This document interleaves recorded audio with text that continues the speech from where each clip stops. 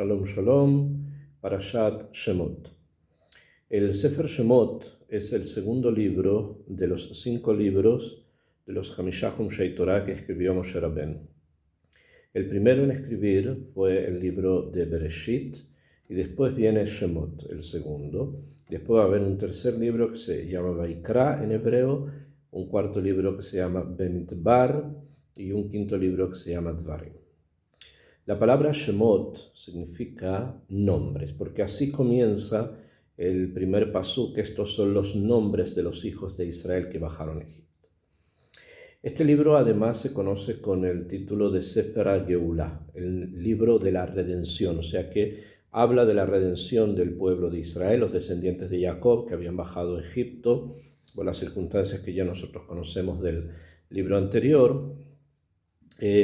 En esto ellos bajan, están en Egipto y se produce una esclavitud, de la cual ya se sabía, ya Abraham había recibido de eso una nebuá, una profecía, y finalmente Moshe los va a sacar de Egipto, con toda la historia que nosotros más o menos conocemos.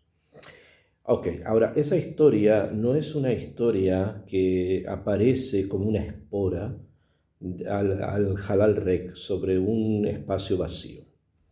Hay algo allí muy profundo, muy enraizado en lo que es la familia de Jacob y cuál es su objetivo en este mundo, cuál es el proyecto cósmico y vital propio de ellos, por el cual ellos viven, ¿no? Están. Y en especial tenemos aquí un punto pero muy esencial, que es Moshe Rabbeinu. Moshe es el nuevo héroe que comienza a aparecer en la Torá, después de haber visto en las parashot anteriores a Yosef y haber visto, por ejemplo, a Noach, de los grandes y los importantes y los patriarcas, obviamente, aparece Moshe. Y Moshe tiene una función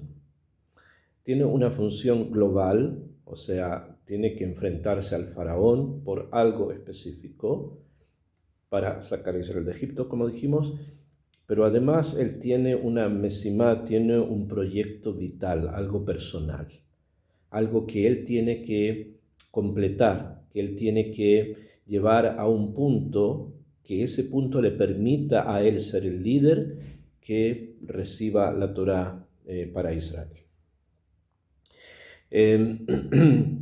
Esto se remonta a mucho tiempo atrás. Y esto también se introduce en uno de los principios que la Torá sostiene, que es el principio de la reencarnación de las almas. O sea, que hay circunstancias en las cuales ciertos círculos vitales quedaron abiertos en el pasado y es necesario que estos círculos se cierren. El alma humana, en su complejidad, en la forma muy compleja en la que está o se manifiesta, existe, es contemplada desde la Torá como una amalgama de fuerzas, o sea, como una especie de tejido de muchas fuerzas. Las principales, que son las que vamos a referirnos hoy día, son 3 en esta parashá, para entender algo del desarrollo también vital de Moshe, que es que en el alma existe el nefesh, el ruach y la neshama, o sea, el alma humana, lo que se conoce como alma, tiene 3 fuerzas principales. Una se llama nefesh, que se suele traducir también como alma o hálito o ánimo. Hay otra que se llama ruach, que lo suelen traducir como espíritu, y hay otra que se llama neshama, que también lo suelen traducir como alma.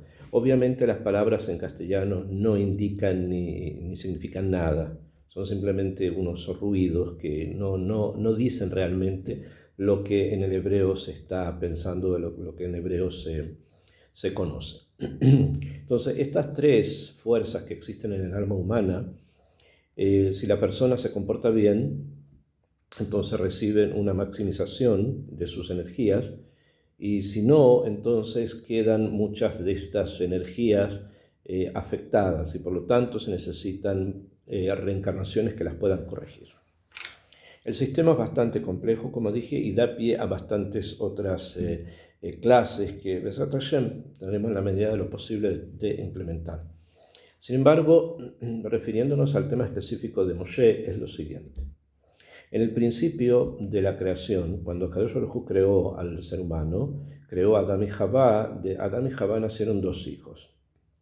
un primogénito llamado Caín, que según nuestra tradición nació con una gemela, y Hebel, el segundo, que según nuestra tradición nació con dos gemelas, con dos mujeres junto con él, que eran o deberían ser las esposas para que el mundo comenzara a reproducirse.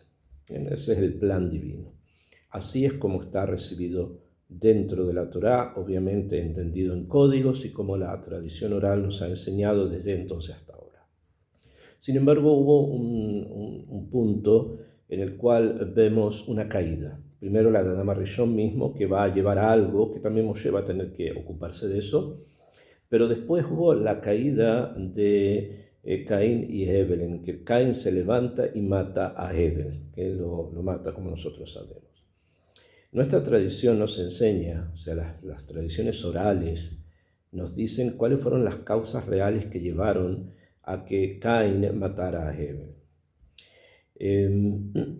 Hay una de las opiniones que lo centra en un corbán, en un sacrificio que ellos trajeron, del cual uno fue aceptado y el otro no. O sea, el corbán de Hebel fue aceptado y el corbán de Caín no. Y esto llevó a una especie como de rencor dentro de Caín, que se va a proyectar en una discusión que va a tener Caín con Hebel acerca de lo espiritual, del mundo espiritual, si es que realmente existe o no, si hay una vida después de esta vida o no, si realmente lo que en ese momento era lo religioso, que era el corbán, el sacrificio, es algo necesario, útil, es algo que ayuda a la persona a conectarse con algo trascendente, etc.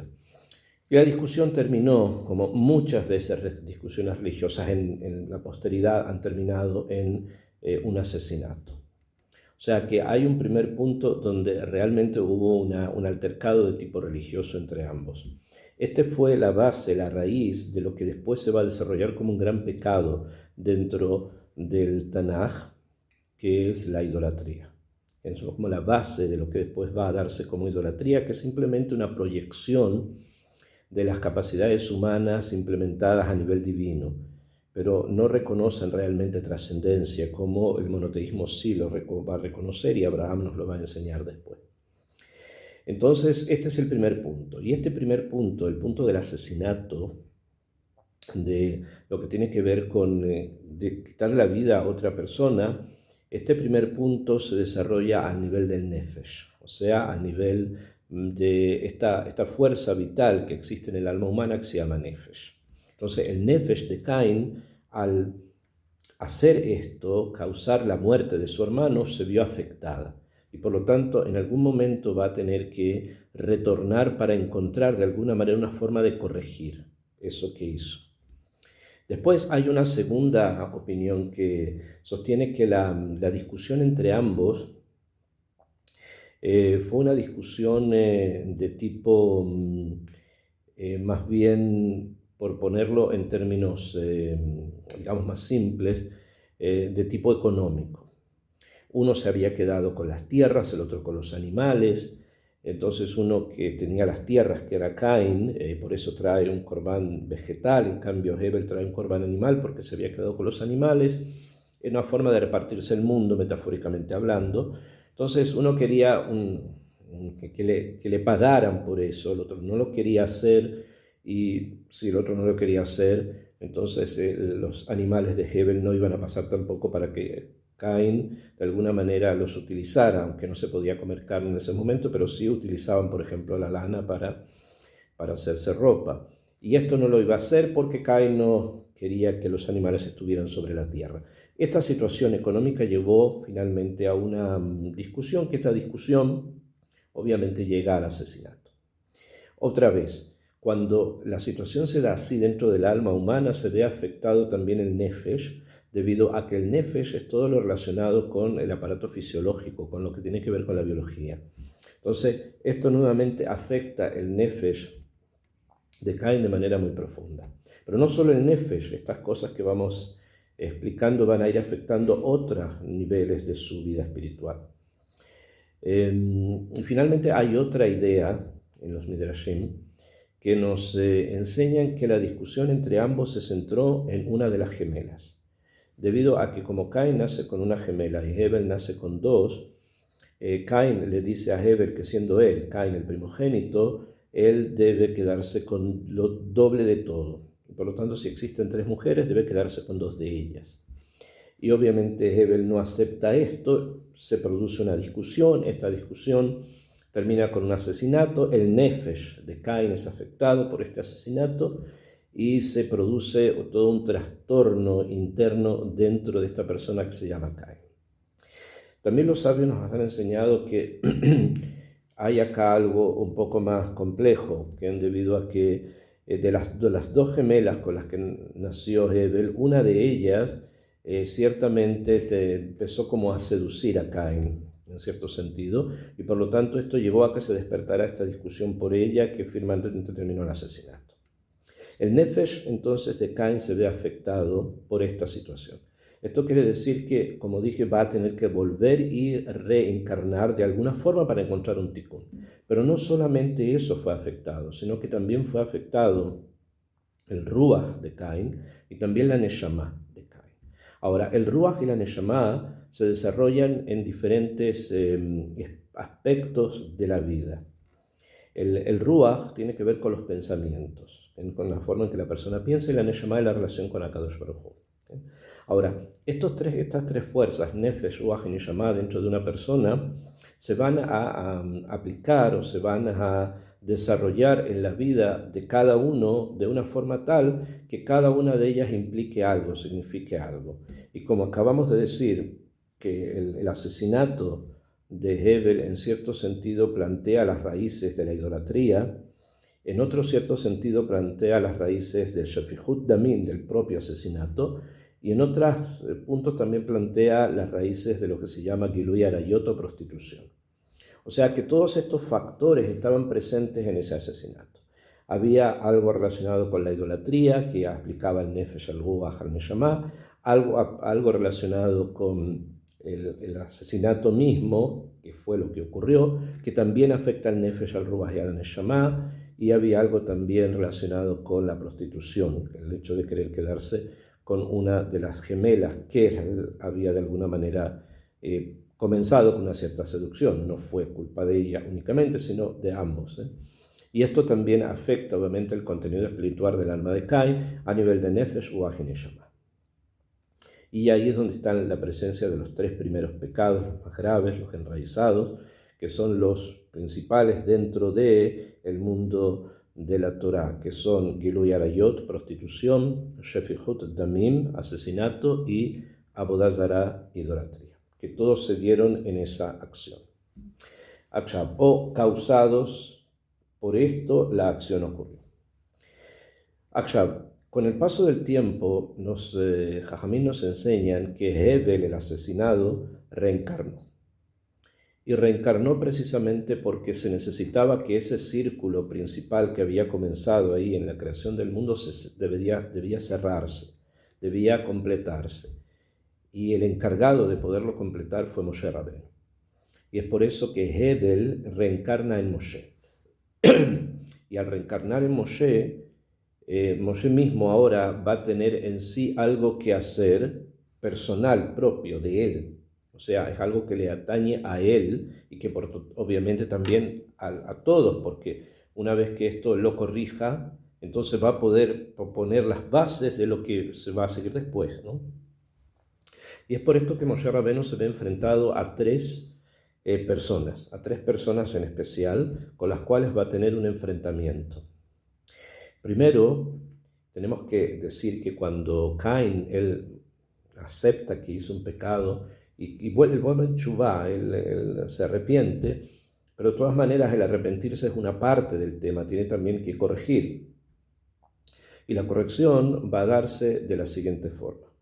La Torá dice en un principio, cuando Akadosh Baruj Hu le dice a Caín que no se preocupe, que durante 7 generaciones no lo van a tocar, expresa allí la Torá, Shivatain Yukam Caín, a la 7ª generación será vengado, o sea, la venganza va a venir, la venganza que dice en este caso, con él específicamente, va a venir después de 7 generaciones. Y la palabra que se ocupa es Yukam, que está escrito en hebreo Yud Kuf Mem, Yud Kuf Mem. Ahora, Yud Kuf Mem son Rashei Tevot, son las primeras letras de 3 nombres. La letra Mem, final Yukam, es la letra de la palabra Mitzri, o sea, egipcio. Y Moshe Rabbenu va a tener un enfrentamiento con un egipcio. Todos conocemos la historia de que había una mujer llamada Shlomit Bat Divri. Shlomit porque a todo el mundo le decía Shalom, y eso la llevó a que conociera a un egipcio. El egipcio sacó al marido de su casa, ingresó como si fuese el marido a la casa de esta mujer y estuvo con ella. Y de esta relación ilícita nació un niño, se llamó Mija. Bueno, este Mitzri un día estaba golpeando al marido de la Shulamit y Moshe lo ve. Y a pesar que no conocía todos los detalles de lo que estaba ocurriendo, ve que un egipcio está golpeando a un hebreo y lo mata. Al matarlo, lo entierra. Este Mitzri era la reencarnación, o había en él, dentro del Mitzri, parte importante del Nefesh de Caín. Y a través de esto, que él muere, ¿quién lo mata? Moshe, que era Hebel, esta parte queda corregida. O sea, esta situación se da a través precisamente de una actividad inversa, como suelen ser normalmente las reencarnaciones.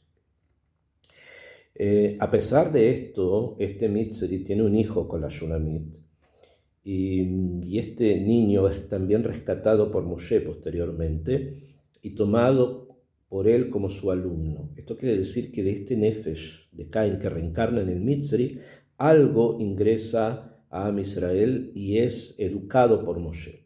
Esta semilla no va a ser buena. Esta semilla va a ser bastante nefasta y muy tóxica para el pueblo judío en el futuro. Pero es parte de varios etgarim, desafíos que el pueblo va a tener que enfrentar. Después tenemos un segundo enfrentamiento que tiene Moshe con una persona, esta vez dentro de Am Israel, que este es Korach, que es la letra Kuf de Yukam. Dijimos Yud Kuf Mem, la Mem es el Mitzri y la Kuf es Korach. Korach es la reencarnación del Ruach de Caín, o sea, aquella fuerza que tenía el alma de Caín que le llevó a discutir con Hebel sobre relaciones que tienen que ver con la forma en que Hashem maneja el mundo si es que existe. ¿Okay? O sea, eran dudas muy graves que tenía Caín, que después obviamente las disipa porque Hashem habla con él, y eso lo hace algo en Tshuva, como sabemos. Sin embargo, en esta etapa había algo allí que estaba como estropeado en ese ruaj, o sea, estropeó en ese ruaj, que es el de Caín, y al ingresar en Korach se producen exactamente las mismas dudas.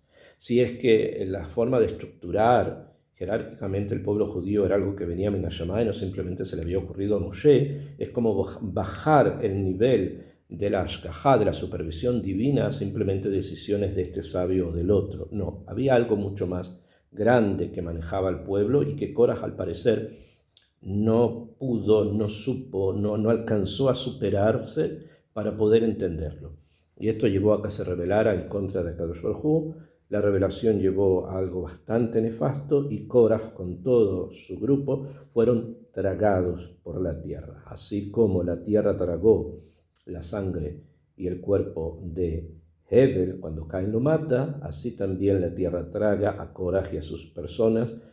De esta forma se produce el tikkun del ruaj de Korach. Sin embargo, también sobre él está escrito que 2 de sus hijos se arrepintieron en el último momento, o sea, en el último final, cuando ya estaba todo perdido, ellos se dan cuenta de que se habían equivocado y hacen una teshuvá desde el corazón y por eso se salvan 2 de los hijos de Korach, y estos hijos van a continuar, van a vivir y van a continuar, y de ellos va a salir con mucho tiempo después como descendiente el profeta Shmuel.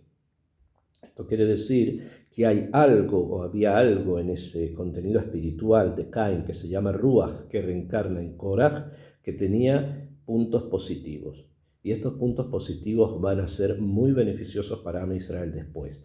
A diferencia del Mitzri, que dijimos que lo que sale de él, que es Mijá, va a ser tóxico. En este caso, del Ruach de Caín va a salir algo positivo, y eso positivo van a ser los hijos del mismo Korach que llevan finalmente a Shmuel Anabí, el profeta Shmuel.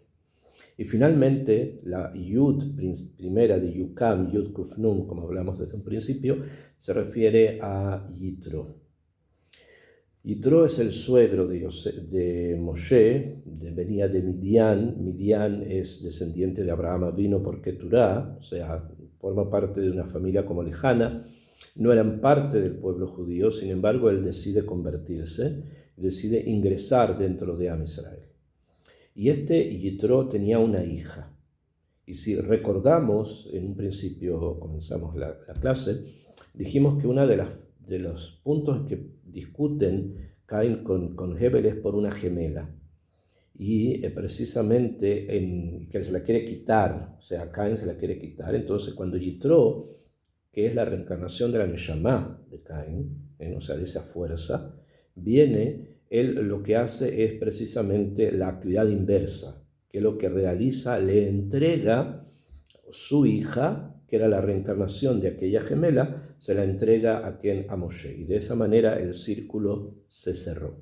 O sea, en ese momento el círculo se cierra y a diferencia de los dos anteriores, de Korah, que no se superó, y del Mitzri, que tampoco alcanzó un nivel que podamos decir que se merecía continuar la existencia, Yitro sí.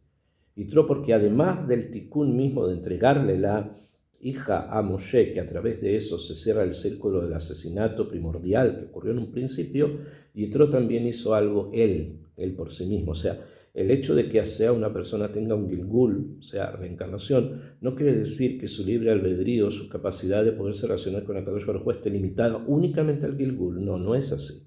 Él cumple ciertas cosas, sin embargo, él también tiene fuerzas que le van a llevar también a construirse él, per se, por sí mismo, en algo muy grande. Y ese fue el caso de Yitro, que por él se convierte. O sea, él se convirtió y de esa manera él continúa, ingresa dentro de Am Israel, incluso da unos consejos a Moshe Rabbeinu de una manera bastante exacta y muy interesante, y forma parte de Am Israel.